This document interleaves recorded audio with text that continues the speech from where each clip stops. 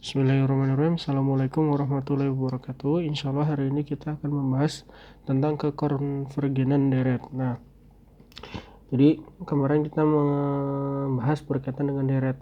Itu deret bilangan positif.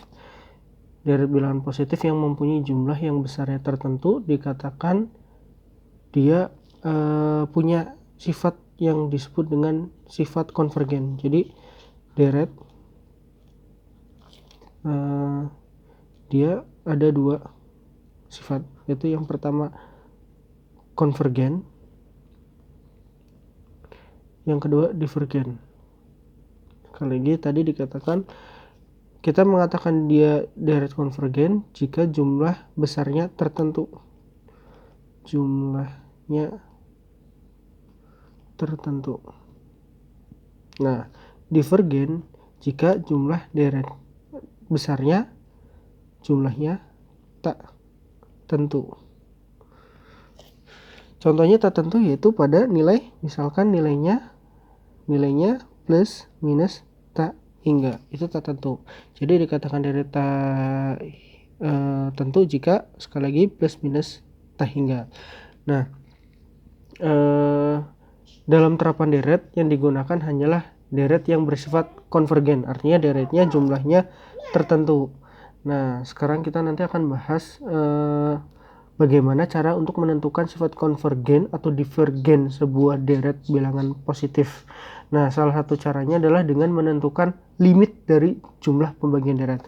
Misalkan deret konvergen atau divergen, kekonvergenan sebuah deret dapat ditinjau dari nilai misalkan limit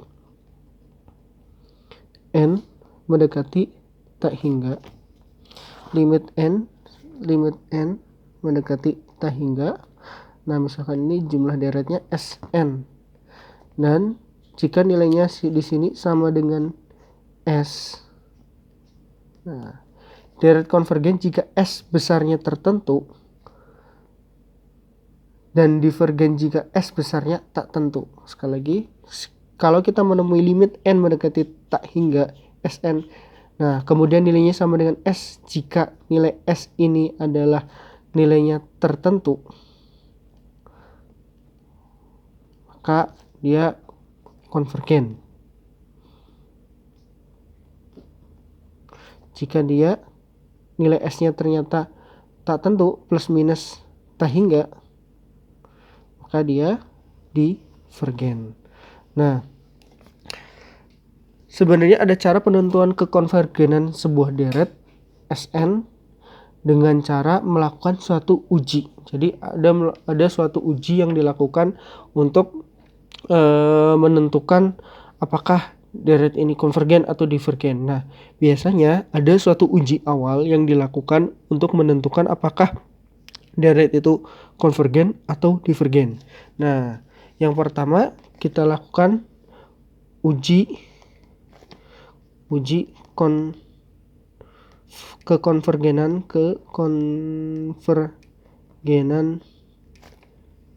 deret. Uji kekonvergenan deret. Nah, uji kekonvergenan deret ini yang akan kita bahas.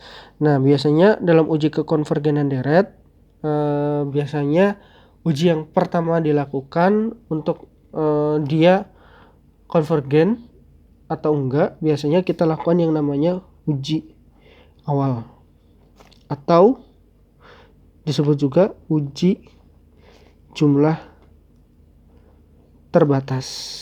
Nah, seperti apa sih uji awal atau uji jumlah terbatas? Nah, uji awal atau jumlah terbatas jika limit n mendekati tak hingga an, nah itu tidak sama dengan 0, maka kita katakan bahwa deret pasti divergen. Nah, jadi kalau kita ketemu ada nilai limit n mendekati tak hingga an, bentuknya seperti ini, kemudian nilainya tidak sama dengan 0, deret ini pasti sifatnya divergen. Nah, tapi jika misalkan sebaliknya Pak, limit n mendekati tak hingga an itu sama dengan 0, nah ini kita bisa belum tentu mengatakan apakah dia konvergen atau divergen. Jadi perlu dilakukan uji selanjutnya. Jadi kita nggak bisa mengatakan kalau misalkan limit n mendekati t hingga an itu sama dengan 0, oh berarti ini konvergen, karena limit n mendekati t hingga an itu dan sama 0 itu divergen. Belum tentu. Jadi perlu dilakukan kalau misalkan kita mendapatkan kasus ini kemudian hasilnya sama dengan 0, maka kita perlu melakukan uji-uji yang lain. Nah, ada uji-uji selanjutnya yang bisa dilakukan. Sekali lagi, ini uji awal adalah uji yang bisa digunakan untuk menentukan kalau misalkan ternyata hasil limit n mendekati t hingga an ini kalian mendapatkan tidak sama dengan 0, udah pasti divergen.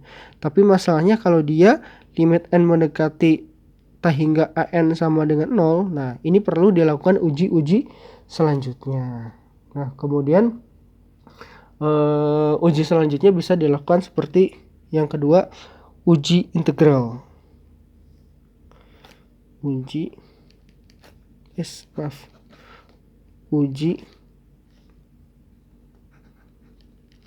integral. Nah, bagaimana uji integral jika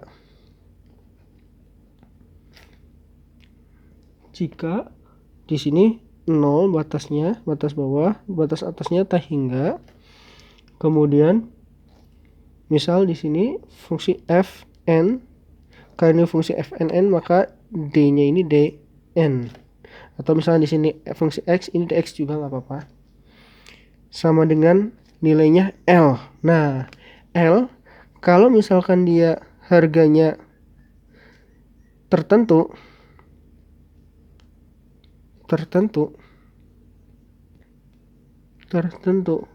maka ini adalah konvergen, sifatnya konvergen. Tapi kalau misalkan seandainya ini nilainya plus minus t hingga di integral, maka ini deretnya divergen. Nah, batas bawah integral ini ditentukan oleh batas bawah notasi sigma dari deret. Nah, kemudian selain uji integral juga bisa kita lakukan di sini ada uji nisbah. Kita bisa lakukan 3 uji nisbah atau rasio di berikutnya ya.